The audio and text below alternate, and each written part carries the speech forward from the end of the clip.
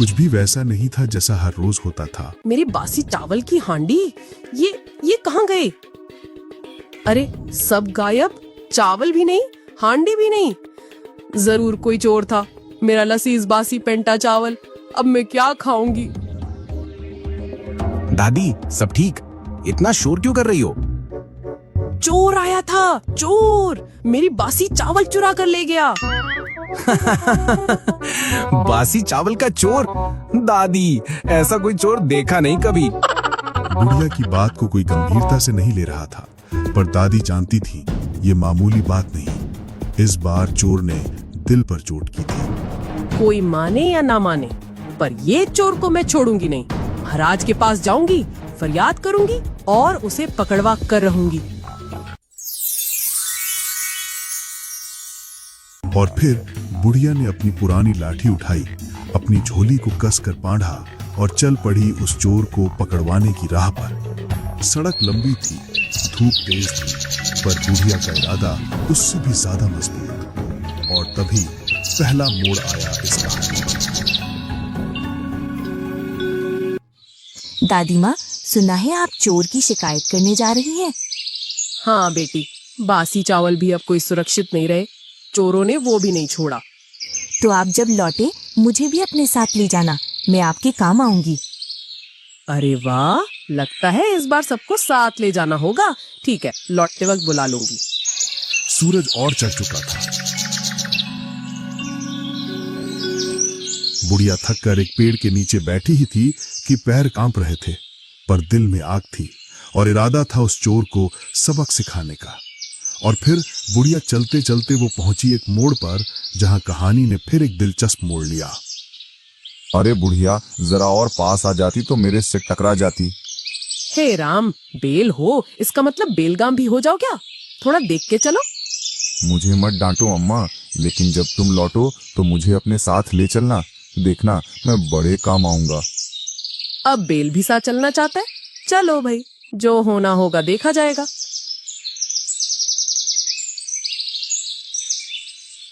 अब ये कहा ही था कि बुढ़िया का पैर फिसलते फिसलते बचा सीधे गोबर के पास। हे भगवान, अगर फिसल जाती तो गोबर सिंह बन जाती मैं। ओ बुढ़िया, मैं भी किसी दिन काम आ सकता हूँ, मुझे भी अपनी झोली में डाल लेना। आजकल गोबर भी खुद को जरूरी समझने लगा है। ठीक है, आ जाना वापसी में। अभी बुढ़िया कुछ ही कदम चली थी कि झाड़ियों में कुछ चमका। रुको ओ दादी, मैं उस तरह हूँ, तेज, धारदार और वक्त पर बड़े काम आता हूँ। वाह, अब उस तरह भी टीम में शामिल होना चाहता है। चलो चलो, अब तो लग रहा है जैसे एक मिशन पर निकली हूँ।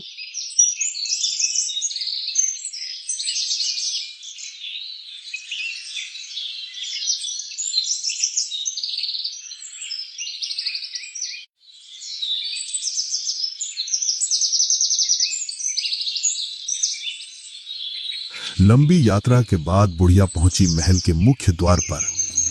रुको, महाराज की इजाजत के बिना कोई अंदर नहीं जा सकता। मुझे चोर की शिकायत करनी है, मेरे चावल चोरी हुए हैं।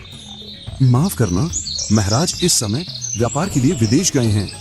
बुढ़िया ठिठक गई, हिम्मत भी डगमगाई, लेकिन उसका इरादा पत्थर से भी सख्त हो चुका था।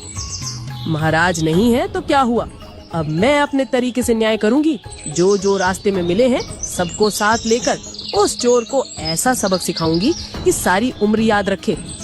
बुढ़िया अब घर लौट रही थी, पर अब वो अकेली नहीं थी।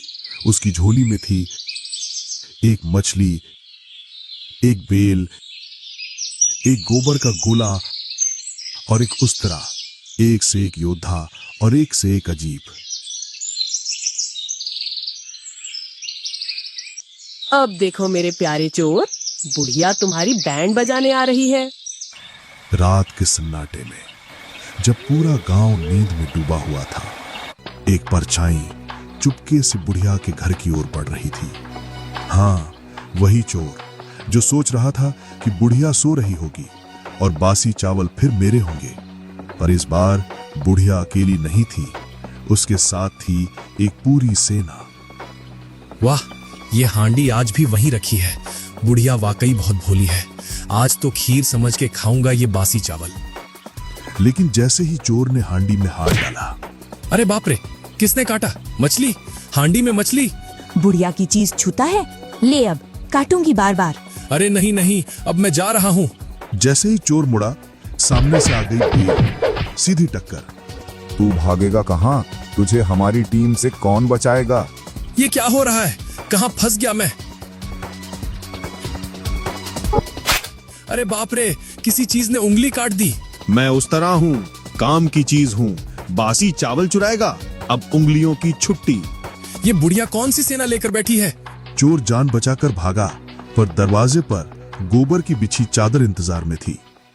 अरे नाक कान मुंह सब गोबर में डूब गए। मैं तो गोबर सिंह बन गया। मेरी बदबू से हर चोर दूर भागेगा। अब चुराना हो तो हिम्मत लेकर आ। ओ बांगड़ू, अब कहाँ भागेगा? मेरे बासी चावल चुराता है। अब ले, बासी मार, बेल की टक्कर, उस्तरे की धार और गोबर की खुशबू।